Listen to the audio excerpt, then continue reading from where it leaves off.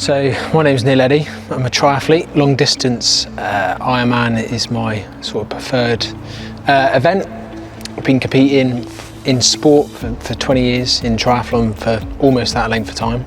I'm director of communities at Mounts Bay, and like I said, in my pastime, I train for long distance triathlon. So I guess the sort of the journey now for someone that's starting off from ground zero, one of the young boys or girls that you might see at school here, their journey's maybe a little bit easier based on some of the things you've done to forge those contacts and forge those things that happen locally. I know there's a local sprint triathlon organisation locally that's put on some races which they were never around. I'm assuming when you first started out, you probably had to travel further afield, did you? There was a couple of historic races on. My first one I did was Kernow triathlon. It was a bit of an extreme triathlon, with big surf swim, hard run, hard bike, and I remember completing it going, I don't want to do that again. Why did I sign up to this? Why did I buy a brand new bike and do this sport? It was really hard, and now doing a distance that that length is relatively easy for me. But for anyone getting into the sport and similar sports, it's finding those local races, finding something that will challenge yourself, finding friends that you can train with occasionally. I do 95% of the training on my own, but having a group of people that I swim with in the morning makes you more accountable again to get up in the mornings. Someone else is going to be there, whereas if it's just getting up for yourself, you're not always going to do that. But if you're going to get up and train with someone, that motivation, it might push you, whether you think you're going to just go for a local running club and train easy tonight, but then someone runs a bit faster and that just pushes you on, and even at my level now, competing in the sport for 20 years, that having someone running next to you and running faster, or a coach there going, oh, you've got a little bit more in you, and you think, oh yeah, I have actually, I'll push on a little bit more now. And keeps you accountable. Yeah, for sure.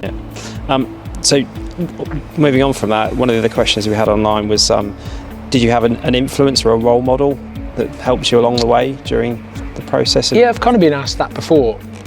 Not necessarily in my sport, I suppose. I just always thrived on watching people that succeeded to a really high standard and almost dominated a sport. And we live in an area where you've got your Roger Federers or Rafa Nadal, or you've got Tiger Woods or something like that greatness that's there, that they win and then they kept winning. And one of my biggest strengths is that I just do anything I can to win, and that's what drives me on in training is to compete. If I come second and someone's better than me and they've beaten me for that reason, I'm happy with that. But if I've done something myself and not being able to achieve my goal, then that's on me. But it's just anyone that, I guess, sport and success that inspires me as a whole, and just seeing people that compete really well. And it could be people that compete locally as well and go on to greater things and are maybe good role models for people locally, and show that there's aspiration and inspiration from Cornwall that you can go on to other levels. You don't have to have, you don't have to have the best coach or the best people around. You can still succeed in what you do. Yeah, for sure. So in terms of like competing, and when you've done the training, you've done the work, how do you prepare mentally for those competitions?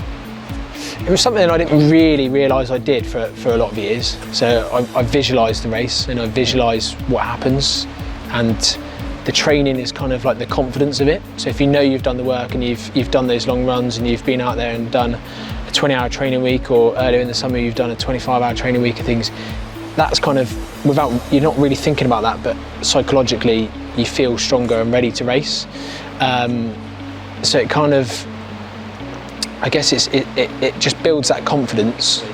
So visualising the race, and I didn't realise, till a few years ago, 10 years ago, I remember someone saying to me that, that I was very quiet around the race, and he was asking me questions and I didn't even respond, and I didn't even know I did that. Before the morning of the race, I just didn't realise that I was just zoned in, and it wasn't because I was trying to zone in, it was just I generally didn't know that I did it. I'm a bit better now, so I used to be, I get, as that race week builds up, I get more and more, I guess the nerves kick in, but in a different way. So I might get a bit quieter, a bit more in myself, and I'm within my own thoughts, and I didn't realise I do stuff. And my wife Emily's around me, and she knows what I'm like, and she just gives me a bit of distance and supports me, and I'm like, I didn't even know I was like that. But I try to make a bit more light of it now, and try to still crack a few jokes and just try and relax to just take the pressure off. But also sometimes now competing in that sport, the nerves are also because of the distance you're going to compete. So it's like, it's not just the race, this is, you know, I'm out there to suffer and I'm going to be out there for a long time, and things are not going to go 100% my way. At some point I'm going to be really in hurt locker, and I need to find a way of overcoming that.